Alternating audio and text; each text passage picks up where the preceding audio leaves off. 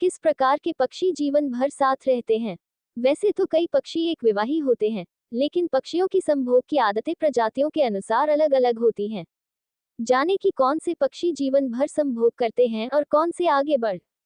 सौजन्य। Tonya शार्पबाल eagle जोड़े जीवन भर के लिए एक साथ रहते हैं। जब प्यार और शादी की बात आती है, तो पक्षियों की संभोग की आदतें लोगों से बहुत अलग नहीं होती हैं। पक्षी मिलते हैं और फिर एक के साथ डिनर डेट, डांस और बस एक साथ घूमना फिरना शामिल करते हैं।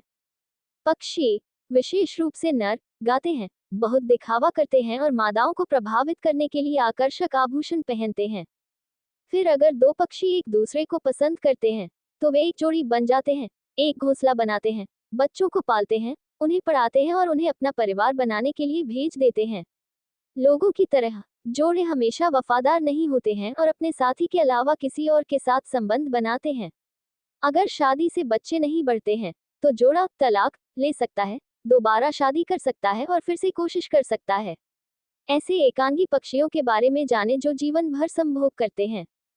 जीवन भर साथ रहने वाले पक्षी।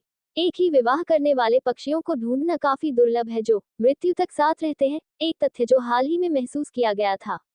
1980 के दशक में डीएनए फिंगरप्रिंटिंग तकनीकों के विकास तक अधिकांश लोगों को लगता था कि पक्षी जीवन भर या कम से कम एक मौसम के लिए वफादारी से संभोग करते हैं। डीएनए का उपयोग करके वैज्ञानिकों ने कुछ चौंकाने वाली खोजें की हैं। अधिकांश पक्षी एक ही विवाह करने वाले नहीं होते हैं। ज्यादातर पक्षी जीवन भर के लिए संभोग नहीं करते हैं, और जो करते हैं उनमें से ज्यादातर उतने वफादार नहीं होते जितना हम सोचते हैं। सभी पक्षी प्रजातियों में से 92% से ज्यादा एक जोड़ा बनाते हैं और घोंसले के चक्र के कम से कम कुछ हिस्से के लिए एक साथ रहते हैं। फिर भी शिशु पक्षियों के डीएनए परीक्षणों से पता चला है कि इनमें से 75% से ज्यादा प्रजातियों में कुछ पक्षियों ने अपने सामाजिक साथी के अलावा एक या एक से ज्यादा पक्षियों के साथ संभोग किया है। ब्रायन स्टीवंस अधिक प्रसिद्ध एक पत्नी पक्षियों में से एक हैं। एक विवाही पक्षी। फिर भी पक्षियों की कुछ प्रजातियां हैं जो आपस में मिलती हैं, प्रसन्न करती हैं और जोड़े बनाती हैं, जिसके परिणामस्वरूप कई संतानें होती हैं, साल दर साल, जब तक कि जोड़े में से एक मर नहीं जाता। लगभग सभी हंसों, गीस, बत्तखों, सारसों और कुछ अन्य के लिए दीर्घकालिक एक रिश्ता पसंदीदा रिश्ता है। हालांकि ये पक्षी काफी वफादार होते हैं, लेकिन कुछ ही यूरोपीय मूल के बेविक हंस जैसी वफादारी दिखाते हैं। इंग्लैंड के स्लिमब्रिज में वाइल्ड फॉल ट्रस्ट में 50 से ज्यादा सालों से हंसों का अध्ययन किया जा रहा है। इतने समय में शोधकर्ताओं को हजारों बेविक हंस जोड़ों में से तलाक का एक भी मामला नहीं मिला है, जिन्होंने सफलतापूर्वक बच्चों की परवरिश की है। हम मान सकते हैं कि हमारे मूल टुंड्रा और ट्रम्पेटर हंस बहुत हद तक एक जैसे ही हैं। जंगली हंस शायद औसतन 12 साल तक जीवित रहते हैं, उनके 26 साल की उम्र तक पहुंचने के रिकॉर्ड हैं। जब जोड़े का एक सदस्य मर जाता है, तो विधवा या विधुर अंततः एक नया साथी ले सकता है, लेकिन वे इसमें जल्दबाजी नहीं करते हैं। अक्सर स्वीकार्य साथी खोजने में कुछ साल लग जाते हैं। कुछ लोग जीवन साथी की मृत्यु के बाद 6 साल तक दोबारा शादी नहीं करते हैं। जीवन भर के लिए संभोग करते हैं, लेकिन संभवतः केवल इसलिए क्योंकि वे संपत्ति का निपटान नहीं कर सकते। ईगल सर्दियों में एक साथ नहीं रहते हैं, वे अलग अलग छुट्टियां बिताना पसंद करते हैं। ये जोड़ा हर साल उसी घोंसले में लौटता है, जो लगभग 9 फीट चौड़ा हो सकता है।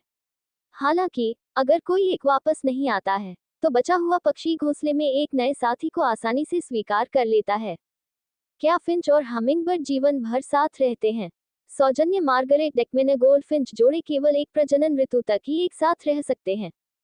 चिकिडी और रॉबिन्स के लिए विवाह बंधन कम प्रतिबद्ध हैं।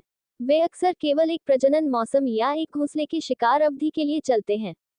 हमारे कुछ सबसे आम पक्षी, जैसे कि लाल पंखों वाले ब्लैकबर्ड, हाउस रेन और रूबी थ्रोटेड हमिंगबर्ड, सामुदायिक संबंध रखते हैं जिसमें एक नर और कई मादाएं एक ही समय में घोंसला बनाती हैं। हमिंगबर्ड के साथ उनका संबंध केवल कुछ ही मिनटों का होता है। नर की घोंसला बनाने, अंडे सेने या बच्चों को पालने में कोई भूमिका नहीं होती। के बारे में जानें। सौजन्य। एनीसिपेना कार्डिनल मादा को सूरजमुखी के बीज खिलाता है।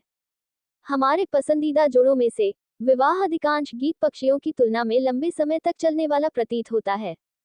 सर्दियों के दौरान दोनों एक दूसरे के प्रति बहुत अच्छे नहीं होते हैं, लेकिन वसंत आते ही नर की कल्पना एक नई दिशा ले लेती है। मादा को पक्षी फीडर से दूर भगाने के बजाय, जैसा कि उसने पूरी सर्दी किया था, वह उसे सूरजमुखी के बीज देता है और प्रेमालाप फिर से शुरू हो जाता है। क्या वे पिछले वसंत की तरह ही नर और मादा हैं? हम निश्चित नहीं हो सकते, लेकिन हम में से अधिकांश ऐसा सोचना चाहेंगे। आखिरकार, अंत होना अच्छा है, और वे हमेशा खुशी से रहते थे। George H. हैरिस, एक पुरस्कार विजेता प्रकृति लेखक और फोटोग्राफर, बर्ड्स एंड ब्लूम्स पत्रिका के लिए पक्षी विशेषज्ञ के रूप में काम करते थे। वे 13 पुस्तकों के लेखक हैं, जिनमें the backyard bird watcher, garden birds of America, Americas. Hello friends, आज का वीडियो यहीं तक है। आशा करता हूँ कि आप लोगों को यह वीडियो अच्छा लगा होगा। हमारे वीडियो को लाइक कीजिए, सब्सक्राइब कीजिए, शेयर कीजिए, कमेंट कीजिए। जय हिंद, जय भारत।